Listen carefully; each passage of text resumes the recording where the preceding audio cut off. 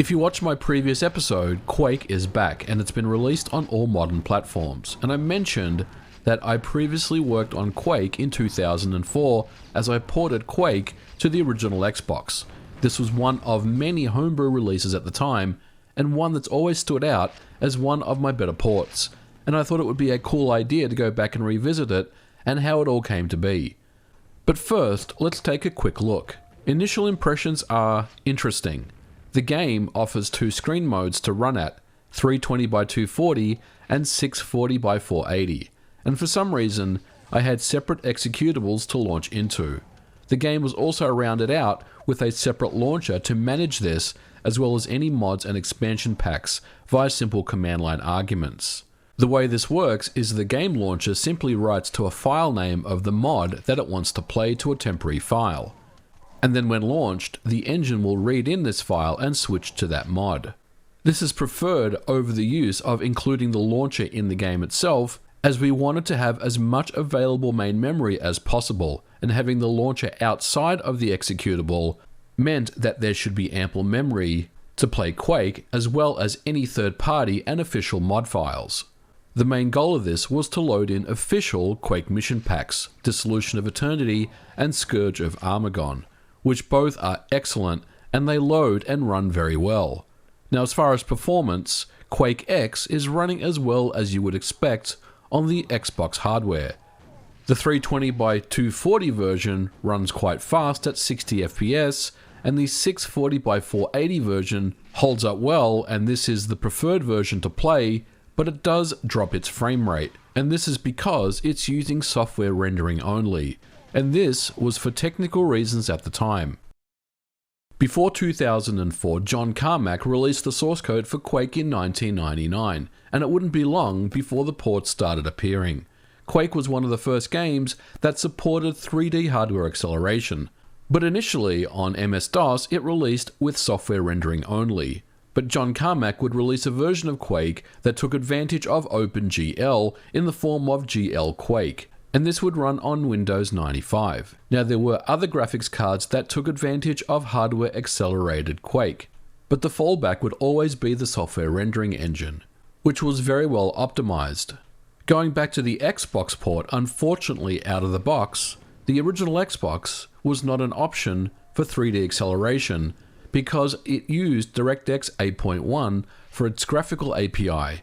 Therefore, a rewrite of the API would be necessary, or in other words, a way to convert OpenGL to Direct3D would need to be developed. And at the time, I wasn't really well versed in 3D and only knew a very small amount of OpenGL. So I decided that it would be cleaner and easier just to fall back to the software renderer. And in many ways, this was the preferred option for me because I've always felt that the software rendering looked way better than SDL Quake, but that is only a personal preference. Anyway, I was confident that the Xbox CPU could handle software rendering, and it did easily.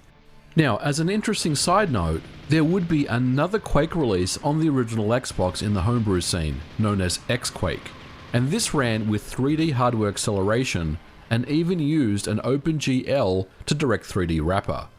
And even with this extra overhead, it ran extremely well. But unfortunately, this would be more of a proof of concept of what the Xbox was capable of. It did not support any additional mods, and there was no multiplayer support. This version of Quake for Xbox was a bit of a mystery. For all intents and purposes, it looked like a port of SDL Quake. But where did it come from? It was not credited anywhere, and it just appeared, but it was a damn good version of Quake, albeit with limitations. As it turns out, X-Quake is a port of D3D Quake. This was a Windows port of SDL Quake, but with the OpenGL to Direct3D layer, known as Fake GL. Essentially, when Quake makes an OpenGL call, it would apply the appropriate and equivalent Direct3D routine, and this worked quite well. Performance overall was fast even with the translation layer. D3D Quake was developed by Jack Pavlich, who worked with the Web TV team under Microsoft, and this was before the Xbox. During development of the Xbox, Pavlich had released X-Quake as a proof of concept for the OG Xbox. This was essentially the same as D3D Quake, but with some small adjustments to take advantage of the original Xbox. This was confirmed with the original Xbox source code and development kit leaks from 2020. X-Quake is a part of that distribution. But going back to Quake-X, as mentioned, I wasn't very well versed in 3D at the time, and I didn't feel confident to develop a 3D wrapper for OpenGL, so I stuck with the software renderer. This was definitely a step down, but as consolation, I wanted to offer the best possible Quake experience as possible, including good use of the Xbox controller, mouse and keyboard support, mod file support, CD audio, and even multiplayer.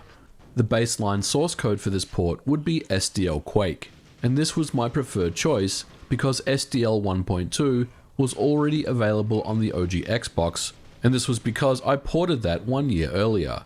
SDL on the OG Xbox came to be when I started working on Rise of the Triad. I quickly realized that I either needed to replace all the SDL calls with native Xbox and DirectX, or just bite the bullet and port SDL, and that's what I ended up doing, and it worked out rather well as many other developers used SDL for their Xbox ports as well, and it's still being used and referenced by the community all these years later. So by the time it came for me to port SDL Quake, it wouldn't take long to get up and running. However, by this point, the game can only run demos and not much else. Mouse and keyboard support were included, but controller was not implemented. Unfortunately, it was not possible to get mouse and keyboard running on the final versions because they were exclusive only to debug or development builds. This was something that Microsoft included as part of the SDK. But I guess Microsoft must have felt that they didn't want the OG Xbox to be too PC-like, so they would not include mouse and keyboard support in the final release libraries. Now, I remember at the time fighting with the SDK to try to get ways for mouse and keyboard to work, but in the end I could only ever use it for debugging. Still, this was a good first step. With this, I then added controller support to Quake-X, and then released it as Homebrew as version 1.0. This was a pretty bare bones port, and it only offered the 320x240 version with no multiplayer. It did, however, have the launcher to load in additional mods. This would be enough for this port to stand out from X-Quake when it was released, and it was widely praised. I was also offered help from other members of the Homebrew community on the port, which would be included in the 1.01 version. 1.01 would be my final release, but it introduced multiplayer via TCP/IP. You could set up either local system link matches or connect to a Quake server. Now, because there was no simple way to get keyboard support working on the OG Xbox, a homebrew developer known as Fragger would develop an on-screen keyboard, and he also made various improvements to the status bar, controller setup menus, including sensitivity options and overall better menu handling. The TCP/IP screens also took advantage of this on-screen keyboard with the ability to enter in IP addresses and change port numbers and connect to online servers.